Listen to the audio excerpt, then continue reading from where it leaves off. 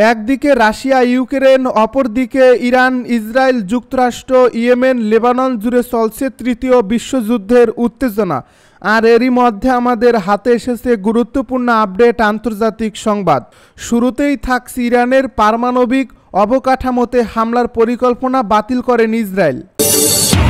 আরও জানাবো পাল্টাপাল্টি যুদ্ধবিরতি লঙ্ঘনের অভিযোগ রাশিয়া ইউক্রেনের। এদিকে পরমাণু কর্মসূচি থেকে না সরার ঘোষণা ইরানের। জানিয়ে দিব গাজা ও লেবাননে দখলদার ইসরায়েলি বাহিনীর হামলার সর্বশেষ পরিস্থিতি। সবশেষে জানাবো ভিডিও প্রকাশ করল হামাস, বাসান আকুতি ইসরায়েলি জিম্মির। শুনছিলেন হাতে পাওয়া গুরুত্বপূর্ণ আপডেট সংবাদের শিরোনাম, এবারে বিস্তারিত। তবে তার আগে অনুরোধ রইল ভিডিওটিতে একটি লাইক দিন এবং কমেন্ট করে জানিয়ে দিন ভিডিও সম্পর্কে আপনার মূল্যবান মতামত। আরও জানিয়ে দিন ভিডিওটি কোথা থেকে দেখছেন বা কোন জেলা থেকে দেখছেন। ইরানের পারমাণবিক অবকাঠামোতে হামলার পরিকল্পনা বাতিল করেন ইসরায়েল। ইরানের পারমাণবিক অবকাঠামোতে হামলা চালানোর পরিকল্পনা এখনও ইসরায়েলের পক্ষ থেকে বাতিল করা হয়নি। অথচ এই ধরনের কোনো পদক্ষেপে আপাতত সমর্থন দিতে অনীহা প্রকাশ করেছেন মার্কিন প্রেসিডেন্ট ডোনাল্ড ট্রাম্প। পুরো বিষয়টি নিয়ে অবগত এক ইসরায়েলি কর্মকর্তা এবং আরও দুই ব্যক্তির বরাতে ব্রিটিশ বার্তা সংস্থা রয়টার্স এ খবর জানিয়েছে। নাম প্রকাশে অনিচ্ছুক ওই ব্যক্তিরা জানিয়েছে, গত কয়েক মাস ধরে ট্রাম্প প্রশাসনের কাছে ইরানে হামলা করার কিছু পরিকল্পনা পেশ করে আসছে তেল আবিব। আসন্ন বসন্ত ও গ্রীষ্মকালে প্রস্তাবিত হামলার সময় হিসেবে নির্ধারিত করা হয়েছে। বিমান হামলা এবং কমান্ডো অভিযানের মিছিলে প্রস্তাবিত ওই পরিকল্পনা বাস্তবায়িত হলে ইরানের পারমাণবিক কর্মসূচি অন্তত 1 বছরের জন্য পিছিয়ে দেবে বলে বিশ্বাস করে ইসরায়েল। ইরানকে যে কোনো মূল্যে পারমাণবিক অস্ত্র অর্জন থেকে বিরত রাখতে অঙ্গীকারবদ্ধ ইসরায়েলি কর্মকর্তারা। দেশটির প্রধানমন্ত্রী বেনিয়ামিন নেতানিয়াহু দাবি করেছেন, ইরানের সঙ্গে আলোচনার চূড়ান্ত ফল হতে হবে পারমাণবিক কর্মসূচি সম্পূর্ণরূপে বর্জন করা। পাল্টাপাল্টি যুদ্ধবিরতি লঙ্ঘনের অভিযোগ রাশিয়া ও ইউক্রেনের। রাশিয়া ও ইউক্রেন রবিবার একে অপরের বিরুদ্ধে যুদ্ধবিরতির শর্ত লঙ্ঘনের অভিযোগ করছে। রাশিয়ার প্রেসিডেন্ট ভ্লাদিমির পুতিন ঘোষিত এই যুদ্ধবিরতি নিয়ে বিরোধ দেখা দিয়েছে। ইউক্রেনের প্রেসিডেন্ট ভলোদিমির জেলেনস্কি বলেন, পুতিন আকস্মিকভাবে যুদ্ধবিরতির ঘোষণা দিল। রুশ বাহিনী যুদ্ধক্ষেত্রে গোলাবর্ষণ ও হামলা অব্যাহত রেখেছে। ধর্মীয় উৎসব ইস্টার উপলক্ষে স্থানীয় সময় শনিবার সন্ধ্যা থেকে শুরু হওয়া 30 ঘন্টার যুদ্ধবিরতিকে 3 বছরের যুদ্ধের মধ্যে অন্যতম গুরুত্বপূর্ণ বিরতি হিসেবে দেখা হচ্ছে। ইউক্রেনের বিমান বাহিনী রাতভর কোনো ড্রোন বা ক্ষেপণাস্ত্র হামলার খবর না দিলেও প্রেসিডেন্ট জেলেনস্কি অভিযোগ করেন, যুদ্ধবিরতি শুরুর পরও রাশিয়া যুদ্ধক্ষেত্রে হামলা চালিয়েছে।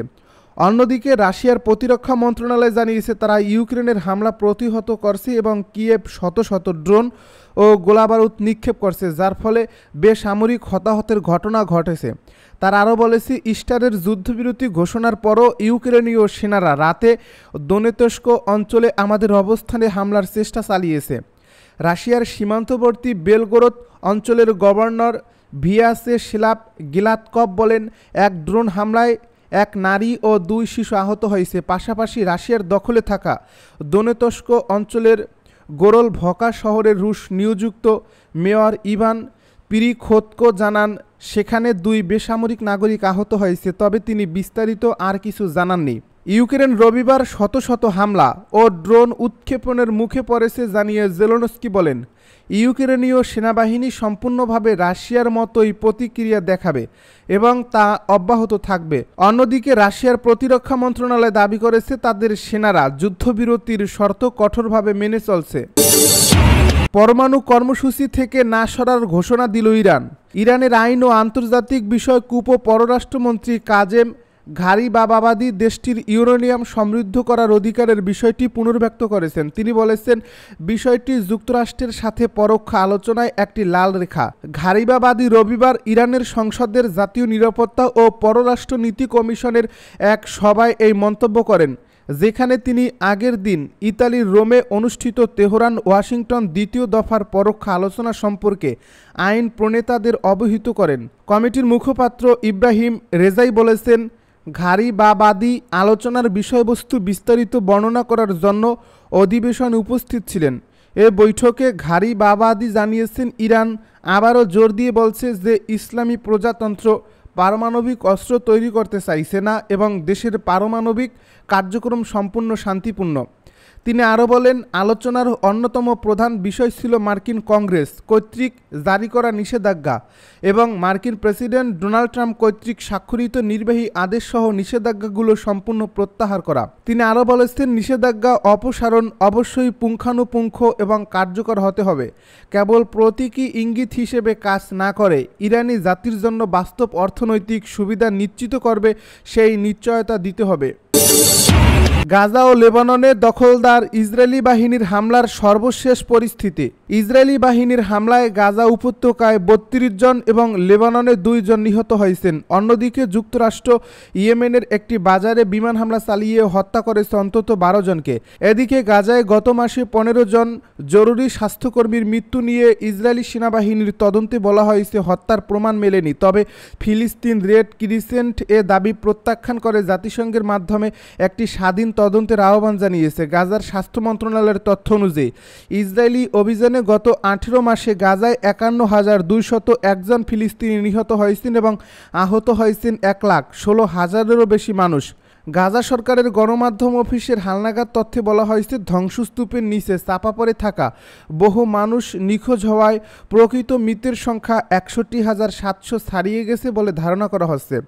উল্লেখ্য, ২০২৩ সালের ৭ অক্টোবর হামাসের হামলায় ইসরায়েলে ১,১৩৯ জন নিহত হন এবং ২০০ জনেরও বেশি মানুষকে জিম্মি করা হয়। ভিডিও প্রকাশ করল হামাস, বাসার আকুতি ইসরায়েলি জিম্মির। গাজায় বন্দি ইসরায়েলি জিম্মি এলকানা বোহবোটের তৃতীয় ভিডিও প্রকাশ করেছে ফিলিস্তিনি স্বাধীনতাকামী সংগঠন হামাস।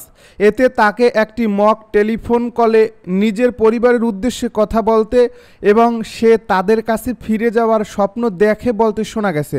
রোববার টাইমস অফ ইসরায়েলের বরাতে এক প্রতিবেদন এই তথ্য জানিয়েছে কাতার ভিত্তিক সংবাদ মাধ্যম আল জাজিরা।